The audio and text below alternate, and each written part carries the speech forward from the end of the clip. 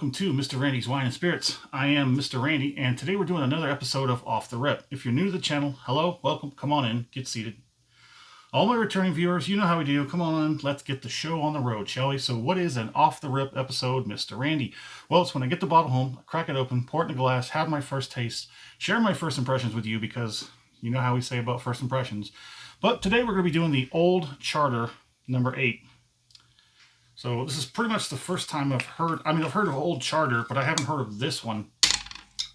This does come in at 40% alcohol, 40% right there. I'm going to go ahead and get a pour on. While that opens up, we're going to take another look at the bottle. Since 1874, Old number 8. And there's nothing on the back of the bottle. There's a little bit of stuff on the up here.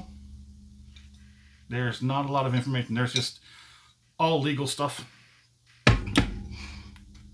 So let's go ahead and take a look at that. That's relatively light.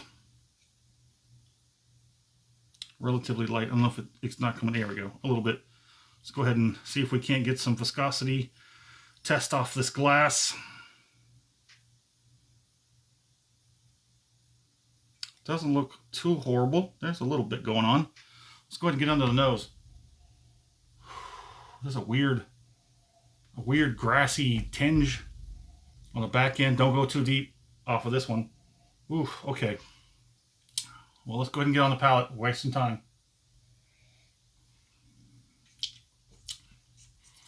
Not as bad as the nose.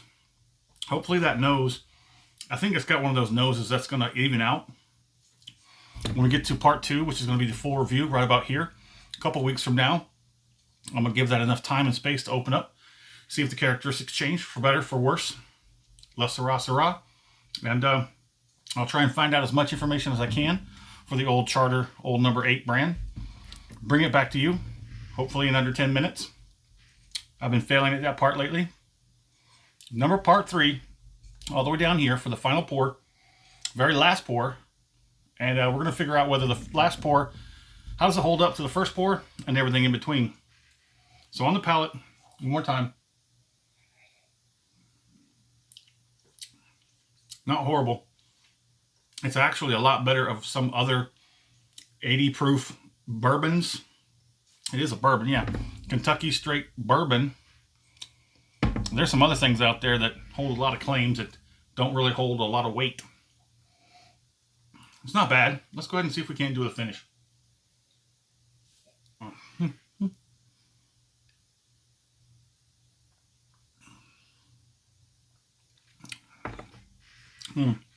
It's a little high punchy.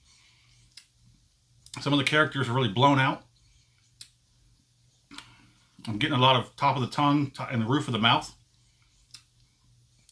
A little bit of heat, probably pushing a 2 out of 5 on that intensity. It's actually not a horrible bourbon whiskey. Kentucky straight bourbon whiskey, 80 proof. Old Charter. There it is. Most of the character flavors have dissipated, and now we're just left with the effects, which is pretty much encompassing the entire mouth. Cheeks, lips, tongue is meh, like under a 2. It's got a good heat on the back end, about a 3. The cheeks are probably at a 2.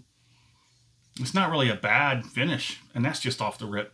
I do think that this will, excuse me, where'd that come from? Anyways, I'm just going to work through that. I can't work through it. I got to get it off. I apologize about that. So, it's still got some effects. Majority of it is in the back end. A little bit in the gums is lingering, but that's about it. It's not bad for an off the rip. Can't remember off the top of my head how much this cost, but I know it was less than $10. I think it was around $8. I'll have all that information for you when we get to the halfway point right here. Episode 2, full review. See you back there in about 2-ish weeks.